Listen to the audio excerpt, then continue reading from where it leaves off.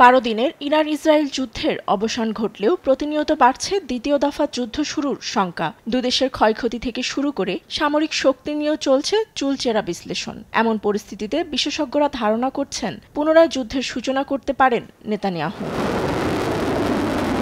ইরানের president Masoud Pezeshkian কাতার ভিত্তিক সংবাদ মাধ্যম আল জাজিরার এক সাক্ষাৎকারে বলেছেন, ইসরায়েলের নতুন কোনো হামলার জন্য প্রস্তুত তেহরান। যদিও যুদ্ধের কারণ হিসেবে ইরানের পরমাণু কর্মসূচি ধ্বংস ও আত্মরক্ষার কথাই বলে আসছে ইসরায়েল, তবে উচ্চপদস্থ সামরিক কর্মকর্তা ও বিজ্ঞানী হত্যা স্পষ্ট ইঙ্গিত দেয় ইরানের শাসন ব্যবস্থাকে দুর্বলের চেষ্টার। এমনকি পুনরায় মিশন শুরুর সুযোগ খুঁজছেন নেতানিয়াহু, এমনটি বলছেন এ বিশেষজ্ঞ। ইসরায়েল আবার আক্রমণ শুরু করতে চায়। তারা ইরানকে সিরিয়া ও লেবাননে পরিণত করতে চায়। ইসরায়েল দায়িত্বহীনভাবে যে কোনো সময় হামলা চালাতে পারে।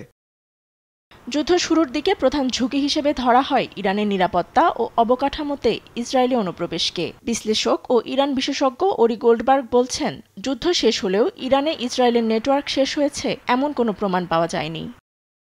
ইরানের ভেতরে একটি শক্তিশালী ব্যবস্থা তৈরি করেছে ইসরায়েল। অন্যান্য সিস্টেমের মতোই কিছু সময়ের জন্য তা বিরতিতে আছে, কিন্তু এটা শুধু কৌশল নয়, বরং যুদ্ধের এক ধরনের পরিকল্পনা। যে কোনো সময় ইসরায়েল জানান দিতে পারে এখনও তাদের গুপ্তচর ইরানে আছে।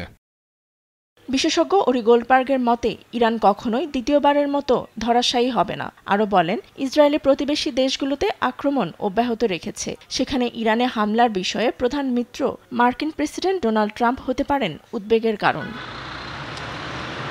ফাতেমা তাসনিম, নিউজ ডেস্ক, দেশ টিভি।